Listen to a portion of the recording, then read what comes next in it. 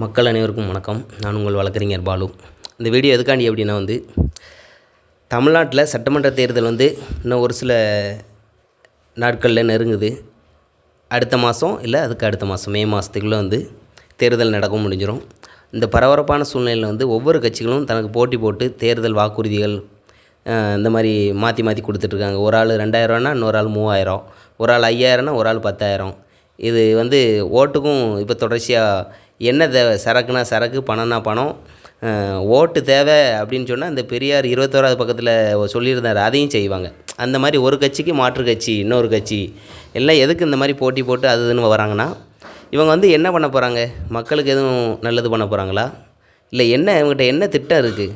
ஒரு மண்ணும் கிடையாது. என்ன அப்படின்னா இங்கே என்ன நடக்கு, அரசியல்வாதி வந்தாங்கன்னா அவங்க தேவையான கொள்ளடிக்காங்க, ஊழல் பண்ணுறாங்க, எல்லாம் பண்ணுறாங்க. நாள்தோறும் நடக்கக்கூடாத சம்பவம் நடந்துக்கிட்டே தான் இருக்குது. அதாவது ஒரு கவர்மெண்ட் ஆஃபீஸ் கேட்டகரியாக எது, ஐஏஎஸ்ஸாக இருக்கட்டும், ஐபிஎஸ்ஸாக இருக்கட்டும், எந்த கேட்டகரியாக இருக்கட்டும், ஒரு போஸ்டிங் இந்த இடத்துல யார் இருக்கணும், இருக்கக்கூடாது, இங்கே இருக்கலாமா, இங்கே வேலை பார்க்கலாமா, பார்க்கக்கூடாதுன்றது கடைசியாக கக்கூஸ் கழுவுத கான்ட்ராக்ட் எடுக்கிற யாருக்கு அது கிடைக்கணும்னு சொல்கிற வரைக்கும் ஒவ்வொன்றுத்தையும் தீர்மானிக்கிறது யாருன்னா அந்த ஆளுங்கட்சியாக இருக்கும்.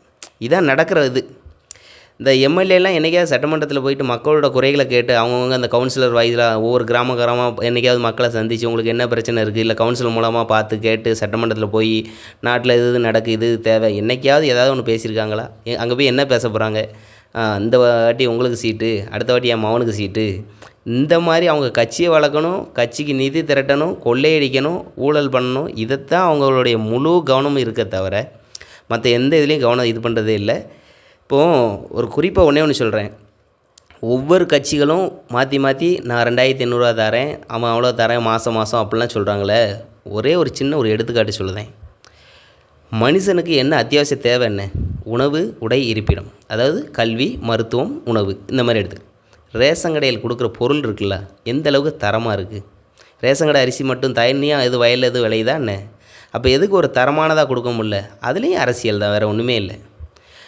சரி, ரேஷன் கடையில் சேலை வேஷ்டிலாம் கொடுக்காங்களே, அது பயன்படுத்த முடியுமா? தரமாக இருக்கா? இப்போ இந்த ஓட்டு கேட்டு வராங்கள்ல, எம்பி எம்எல்ஏலாம் இப்போ வருவாங்க, ரேஷன் கடையில் கொடுக்க சேலை வேஷ்டியை உடுத்திட்டு வர சொல்லுங்களேன். ஊரா அப்படி தெருவாக போயிட்டு அப்போ வாக்கு கேட்க சொல்லுங்களேன். உடுத்துவாங்களா? ஏன் உடுத்த மாட்டேங்காங்க? அப்போ அது என்ன தரத்தில் இருக்குன்னு அவங்களுக்கே தெரியுது தானே. அதை மக்கள் எப்படி, அது மக்கள் பயன்படுத்துறதுக்கு இல்லை, அது இந்த பாப்பாவுக்கு ஏதாவது வேஸ்ட்டு துடைக்கிறதுக்கு இல்லை, அதுக்கு தான் பயன்படும். அவங்க அதில் ஒப்பந்தம் போட்டு கான்ட்ராக்ட் எடுத்து பைசா சம்பாதிப்பாங்க, அவ்வளோதான், வேறு ஒன்றுமே இல்லை. ஒரு மருத்துவமாக இருக்கட்டும், ஒரு கல்வியாக இருக்கட்டும், ஒரு தரமானதாக கொடுக்கணும், அந்த மாதிரி யாராவது இது பண்ணுறாங்களா? எதுவும் ஒன்றும் கிடையாது. ஒன்றும் இல்லை, ஒரு ஊரில் ஒரு கவுன்சிலர் வராங்க, அவங்களுக்கு என்ன தேவை, எதை மக்களுக்கு ஏதாவது யோசிக்காங்களா? வர்றாங்க, போஸ்டிங்கில் இருக்காங்க, அந்த அதிகாரத்தை வச்சு அவங்களால எவ்வளோ சம்பாதிக்கணுமோ சம்பாதிக்கிறாங்க. குறிப்பாக அந்த மாதிரி நம்ம இது எல்லா ஊருக்கும் பொருந்தும். குறிப்பாக இந்த நெட்டூர் இந்த மாதிரி ஊரில் ஏதாவது நான் மக்களுக்கு நான் நல்லது பண்ணியிருக்கேன், ஒரு கவுன்சிலர், ஒரு பஞ்சாயத்தில் ஏதாவது சொல்லுங்களாம் பார்ப்போம். இந்த விஓ ஆஃபீஸில் இது நடக்கலை, இந்த ரேஷன் கடையை பற்றிலாம் ஆதாரபூர்வமாக அவ்வளோ தூரம் கொடுக்குறோம், அவ்வளோ தூரம் பண்ணுறோம், ஒருத்தரும் ஒரு இதுவும் பண்ணல. அது போக இந்த மாதிரி பஞ்சாயத்து தீர்மானமாக இருக்கட்டும், ஒவ்வொரு துறையில் அரசு சார்ந்த துறைகளில் அலுவலகங்கள் நடக்கக்கூடிய ஒவ்வொன்றையும் வெளிக்கொண்டு வரோம். அதை பற்றி எல்லளவும் கவனத்தில் எடுத்துக்கிறதும் கிடையாது, சரி பண்ணுறதுக்குள்ள எந்த ஒரு முன்னேற்றம் எது ஒன்றும் கிடையாது. ஏன்னா அவங்க வந்த நோக்கமே வேறு இல்லை.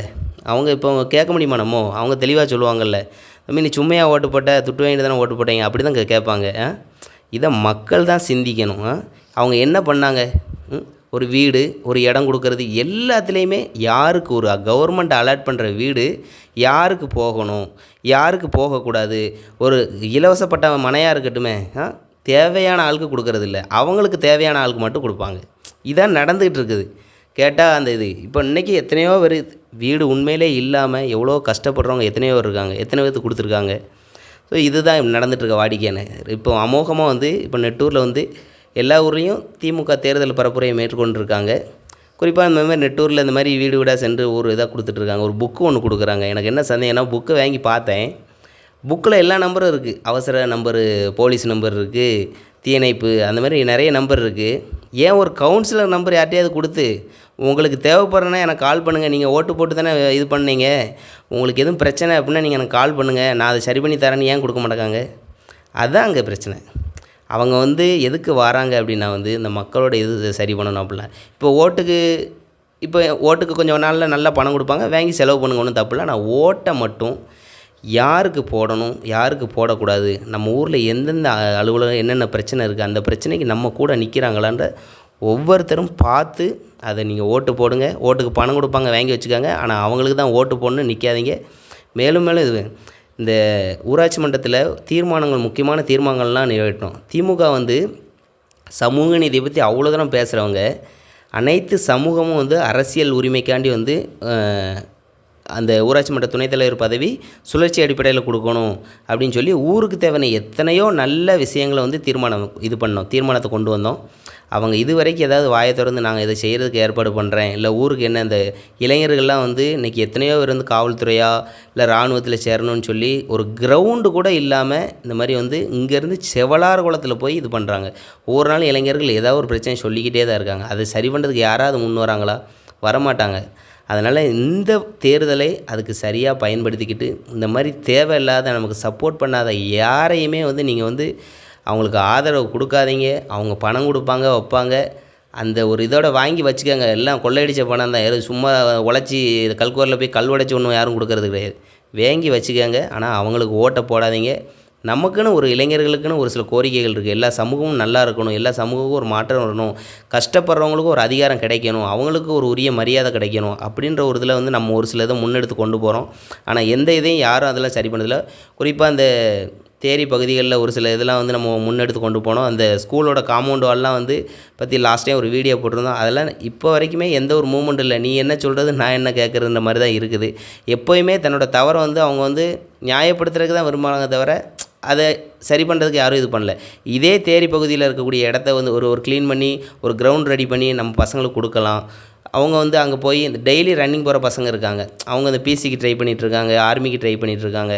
அவங்க அந்த மாதிரி ஒரு இது ஏதாவது ஏற்படுத்தி கொடுக்குற பட்சத்தில் வந்து வேறு சும்மா நீங்கள் உங்கள் காசை போட்டு கொடுக்க வேண்டாம். ஒரு பஞ்சாயத்து நிதியை எடுத்து கவர்மெண்ட்டுக்கு ஒரு நிதி ஒதுக்கி கவர்மெண்ட்டில் இது பண்ணுற செலவு பண்ணுற அதில் ஒரு நிதி ஒதுக்கி இந்த மாதிரி பண்ணி கொடுக்கலாம். யாருமே பண்ணுறதில்ல. இப்போ இந்த இந்தியாவை பெரும்பான்மையாக நாங்கள் கையில் பிடிச்சிட்டோம், ஆட்சி அமைச்சிட்டோம்னு சொல்கிற பாஜக உட்பட, திமுகவுக்கு மாற்றாக நாங்கள் ஆட்சி அமைப்போம்னு சொல்கிறது உட்பட, என்னத்துக்கு நீங்கள் ஆட்சி அமைச்சு என்ன செய்ய போகிறீங்க? இப்போ அதிமுகவில் வந்து கூட்டணி போட்டு மெகா கூட்டணியாக இருக்கீங்க. அதிமுகவில் உத்தமங்க தான் இருக்காங்களா? எப்படி புனித நதியில் இந்த நீராடின உடனே இந்த பாவம்லாம் போக்கி நல்ல ஒரு இதாக ஆன மாதிரி கூட்டணிக்கு வந்தோடனே எப்படி இவங்கெல்லாம் ஊழல்வாதிலாம் எப்படி நல்லவங்களாக மாறிட்டாங்களா?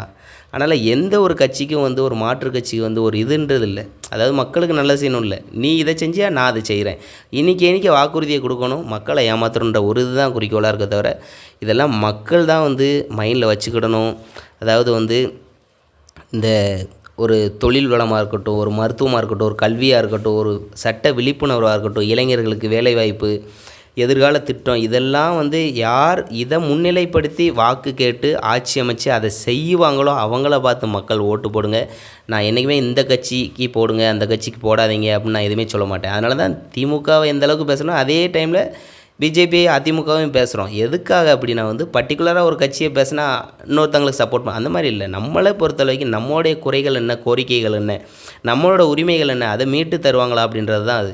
இப்போ குறிப்பாக ஒரு எடுத்துக்காட்டுக்கு ஒன்று சொல்கிறேன். இந்த பெண்களுக்கு இந்த மாதம் அது தரேன், இவ்வளோ ரூபா தரேன் அப்படிலாம் சொல்லி போட்டி போட்டு இந்த மாணவிகள், கல்லூரி மாணவர்களுக்கு இவ்வளோ, மாணவிகளுக்கு இவ்வளோ, இந்த மாதிரி போட்டி போட்டு கொடுக்காங்களே. ஒரே ஒரு எடுத்துக்காட்டு சொல்கிறேன். பெண்களுக்கு வேலைவாய்ப்பை அதிகப்படுத்தி அவங்களுக்கு திறமைக்கு ஏற்ற மாதிரி ஒரு கல்வி, தரமான இலவசமான கல்வியை கொடுக்கணும். இந்த மாதிரி வந்து வேலை பார்க்குற இடத்துல ஒரு சின்ன ஒரு விபத்து ஆயிடுச்சு, தரமான மருத்துவம் கொடுக்கணும், ஒரு மருத்துவ காப்பீடு கொடுக்கணும். இந்த மாதிரி வந்து ஏதாவது ஒன்று இருக்கா? இல்லை வேலைக்கு போயிட்டு வராங்க, சட்ட ஒழுங்கு கரெக்டாக இருக்கா, பாதுகாப்பான முறையில் போயிட்டு வர முடியாது. இந்த மாதிரி ஒரு தேவை என்னவோ அதனை வந்து நம்ம கவர்மெண்ட்டாக இருக்கட்டும், அரசியல்வாதி கொடுக்குற மாதிரி வாக்குறுதி கொடுக்காங்களா அப்படின்னு நினச்சி அவர்களுக்கு நீங்கள் வாக்கு செலுத்துங்க அப்படின்னு சொல்லி கேட்டுக்கிறேன். அதுக்கப்புறம் நெட்டூர் பசுமையக்கின் சார்பாக ஏற்கனவே திட்டமிட்டபடி வந்து தகவல் உரிமை சட்டம் வகுப்பு வந்து எடுக்கலாம் அப்படின்னு திட்டமிட்டிருக்கோம். ஏற்கனவே ஒரு வாட்ஸ்அப் குழு ஒன்று வச்சுருக்கோம். இணைந்து பணியாற்றணும், அதாவது இணைந்து செயல்படணும் அப்படின்னு சொல்லி நீங்கள் யாரும் விருப்பப்பட்டீங்க அப்படின்னா இந்த வீடியோ கமெண்ட் கீழே நீங்கள் நம்பர் பதிவு பண்ணுங்கள். அப்புறம் என்னோடய அந்த குழுவில் இணைக்கிறதுக்கு தேவையான பணிகளை மேற்கொள்கிறோம். எதிர்வரும் காலத்தில், அதாவது இன்னும் ஒரு சில நாட்கள்லே இல்லை அடுத்த மாதம் இந்த மாதிரி தகவல் உரிமை சட்டம் வந்து இலவச வகுப்பு எடுக்கலாம் அப்படின்னு சொல்லி திட்டமிட்டிருக்கோம். யாரும் வந்து அந்த இலவச வகுப்பில் வந்து நீங்கள் பங்கெடுக்கணும் அப்படின்னு நினச்சிங்கன்னா இதில் கமெண்ட் பண்ணுங்கள். இந்த கருத்தை பற்றி உங்களோட இது என்ன அப்படின்றதையும் இது பண்ணுங்கள். இவங்கெல்லாம் வந்தால் செய்வாங்களா, எந்த கட்சி வந்தால் நல்லாயிருக்கும் அப்படின்ற மாதிரி ஒரு மாற்றம்னா என்ன அப்படின்னு நீங்களும் உங்களுடைய குறைகள் உங்களோட கோரிக்கையை சொல்லுங்கள். அப்போ தான் நான் பேசுகிறது தப்பாக இருந்தால் கூட அதையும் திருத்திக்கிறதுக்கு எனக்கு ஒரு வாய்ப்பாக இருக்கும். நன்றி, வணக்கம்.